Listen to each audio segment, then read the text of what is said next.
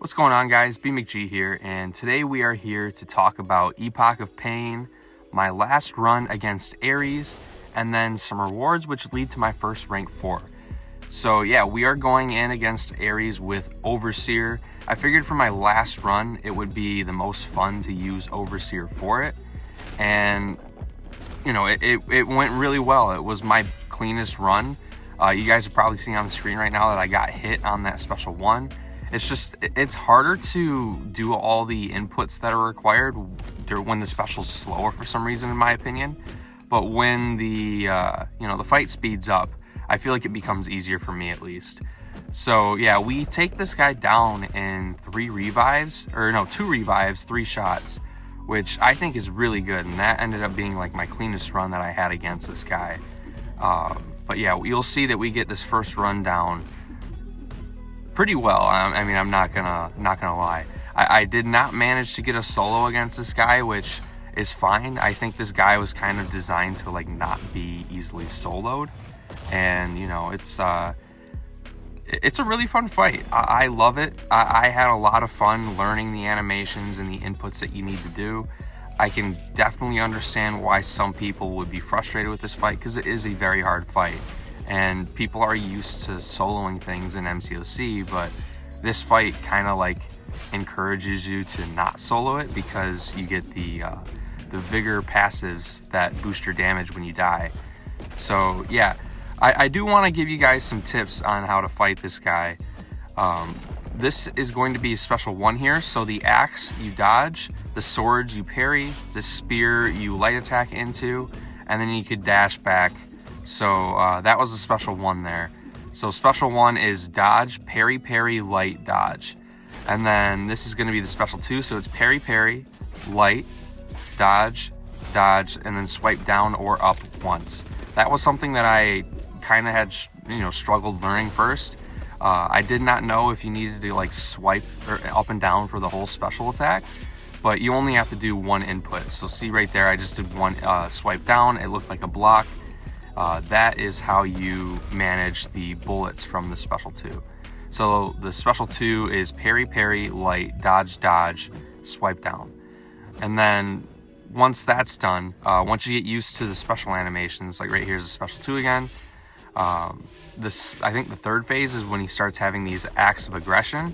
So you want to make sure that you keep an eye on those before the special attack, and then know which one you need to do.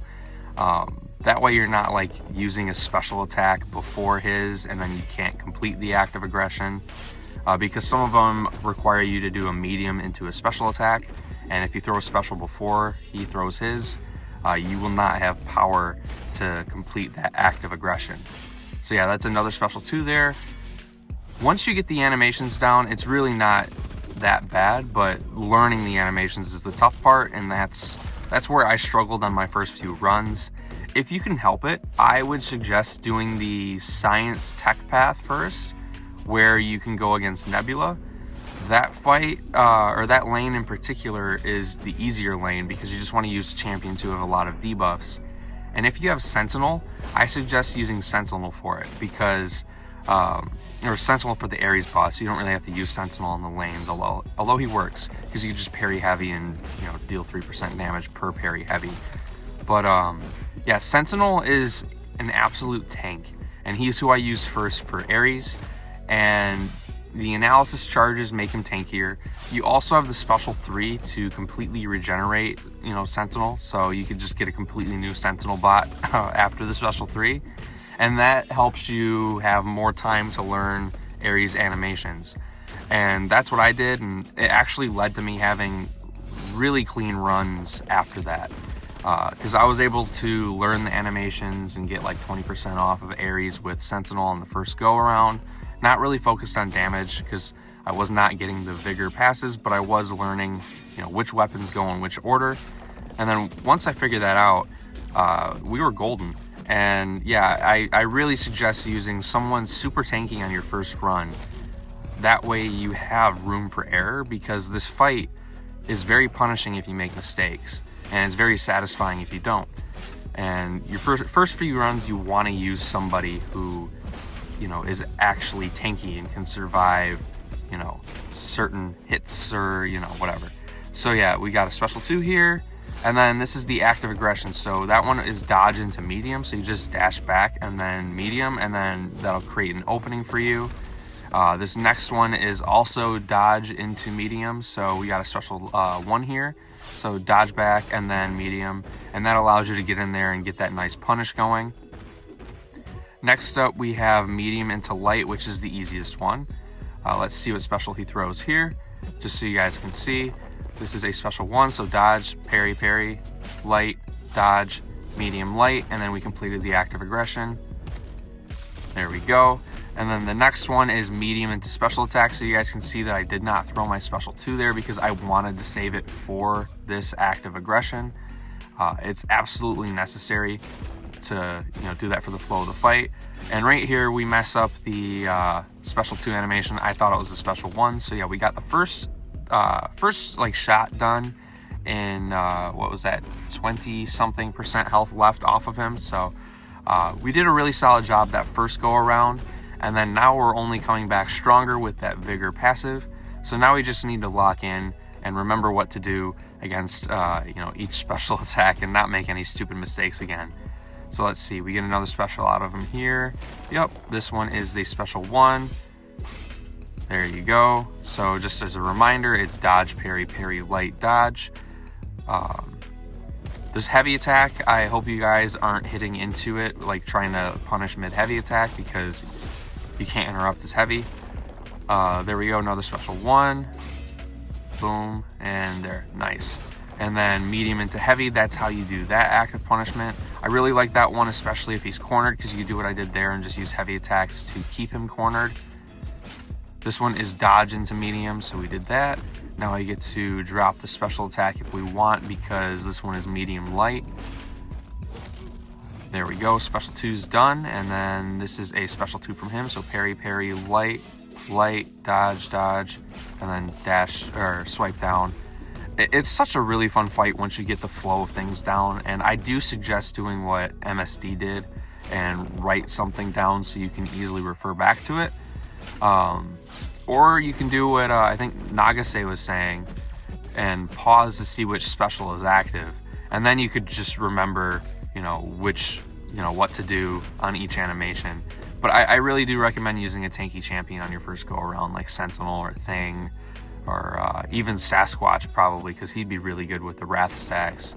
So yeah, just use someone super tanky and you'll learn the animations, and once you get used to it, it feels phenomenal to do. Right here we make a mistake because it's medium into special for the next active aggression, but I think our medium should push us to a special. Yeah, so it did. And then there we go. So yeah, this fight is pretty much over with. We just got to get this dude down to his last 1%, and we do. So now he's in his last phase with the 99 immortality charges that he has. And now you need to remove all of those. So you remove those by doing his special attack things correctly, you know, the inputs that he requires. And you could also intercept him to remove them. You remove 2 per intercept.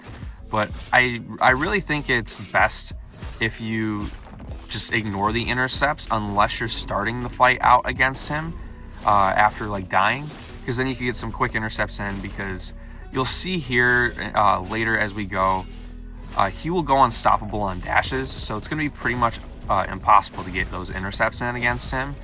And you're seeing that we're taking off a solid amount of these immortality charges per special attack. So it really doesn't matter if you're going for intercepts or not. You don't need to at all, in my opinion. We've got him down to 45 here, and that was another special 2 from him. There we go. And I screwed up the active aggression because I dashed back more than I needed to. So now I can just go in here, and this is where I said it makes sense to go for intercepts. If you're being safe about it, it makes sense. And I also suggest healing to full in the final phase if you are struggling, because that allows you to have more health to work with. So if you do make a mistake, you're not going to die immediately. The degen here is, you know, taking away our health a little bit, but it's not enough to like really get me worried. And there we go. This fight is over with. So yeah, this fight is definitely doable, but you got to be patient with it and got to fight through the initial frustration.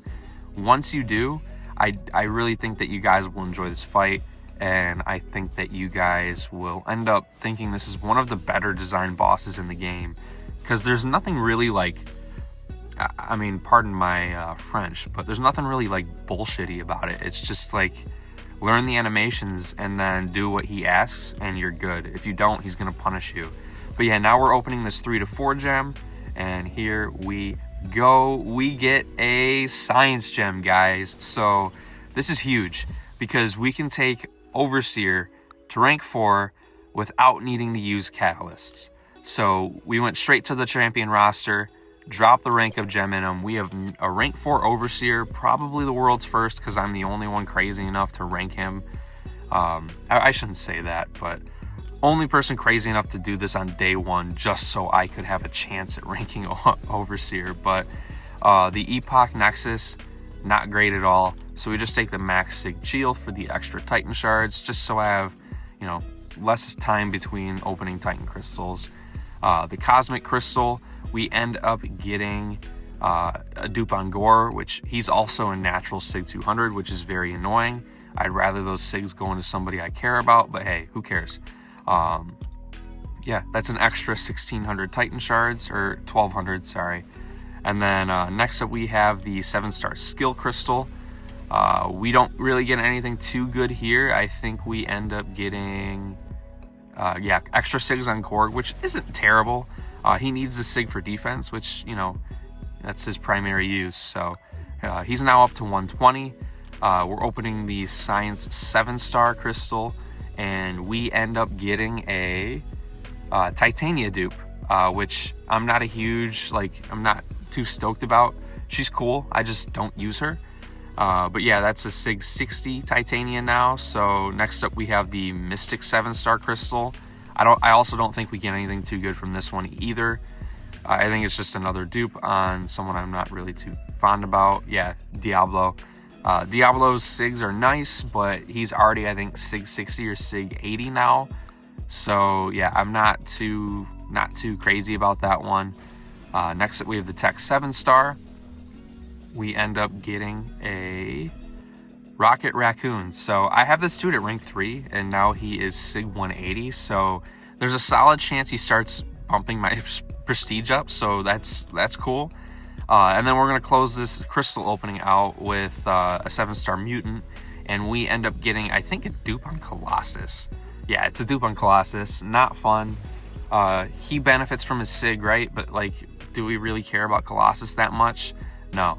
Next up we have this Titan Crystal, so we open it, spin it, and then pop it right away, and we end up getting a dupe on Patriot. So could have been a lot worse. Could have been one of my Sig 200 champions in there, which would have been annoying, and I really do like Patriot, so he does benefit from his signature ability. So yeah, it's not a bad pull at all.